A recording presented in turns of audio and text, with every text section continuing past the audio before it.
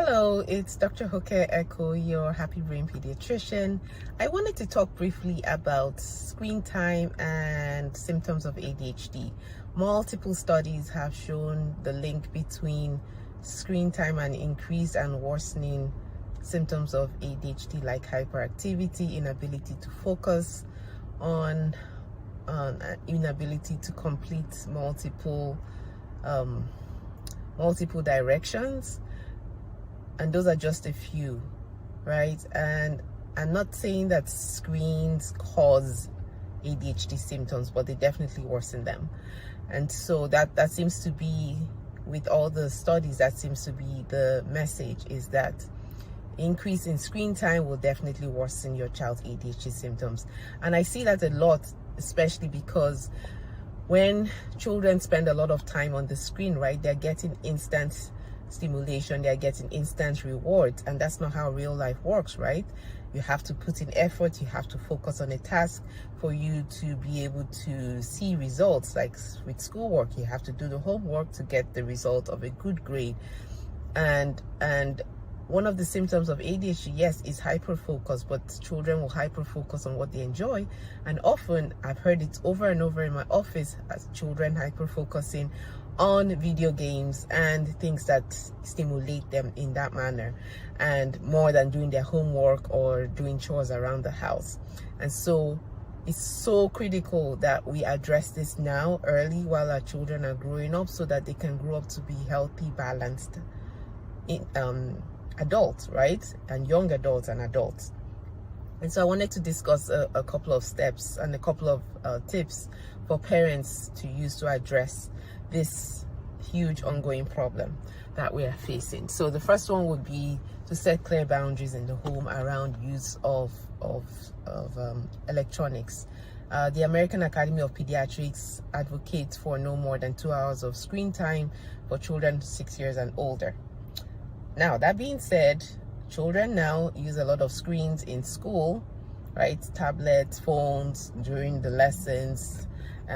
Lots of things are placed online now, and so there is that increased screen time for schoolwork. And there were some studies that indicated that they didn't see a worsening of symptoms with schoolwork, but with the fun time, which is like mostly happens after school, right? So and I hear that a lot when I ask my patients what their routine is like, and it's like, we come home from school, we attempt to do homework, and then the rest of the evening, for at least 2 or 3 hours, we're spending on computer games.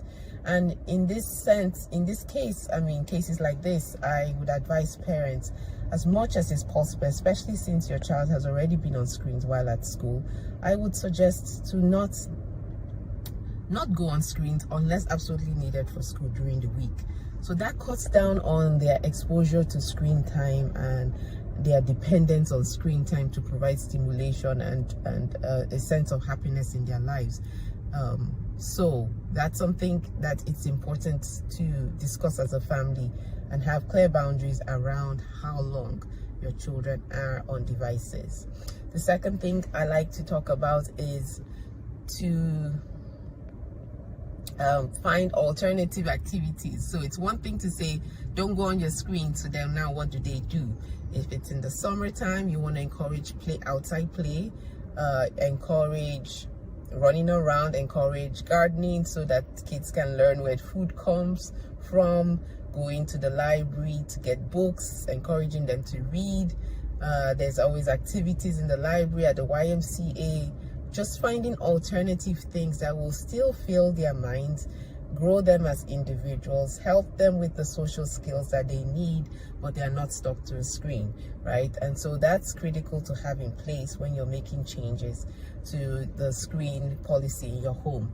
And the third thing I wanted to talk about is parental monitoring of the devices. It is critical more than ever before, because so many cases of children being bullied virtually or digitally, and also like being exposed to adults information that they should not be.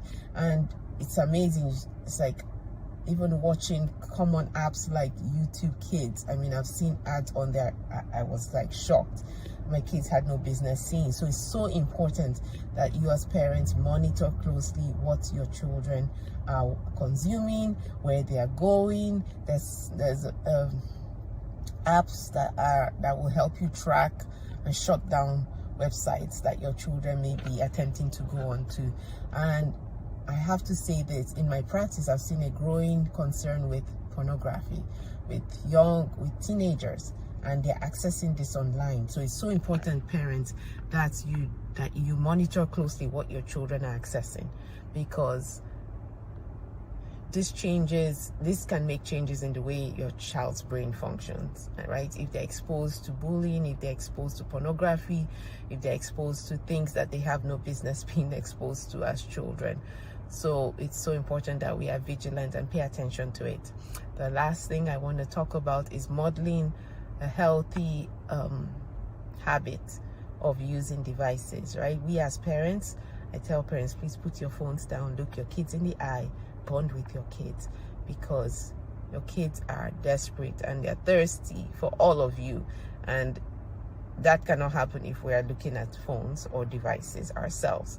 So parents, we have to model for ourselves what is a healthy device boundary, right? We come home from work, don't be on the phone. If we're eating dinner, let there be a put away the phone policy, because that I had to implement that, because I found myself doing the same thing, right?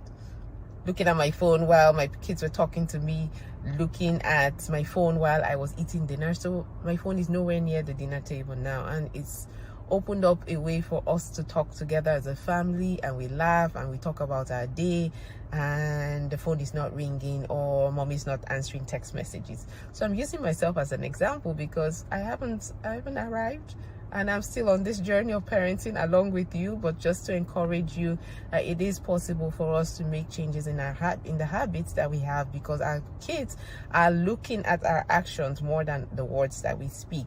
And so just wanted to encourage you, parents, to put down your phones, create healthy areas, times that you look at your phones. Please don't look at your phones first thing in the morning. There's research around that to indicate that it's sort of derails your whole day when you start off staring at your phone, and that's definitely something I'm working on as well. And so if you have any questions, let us know. I look forward to answering any of your questions that you may have. If you're looking for a pediatrician to care for your child with ADHD and autism, look no further. I am she. Please reach out to us at glowpediatrics.com. We'll be happy to serve you and your family.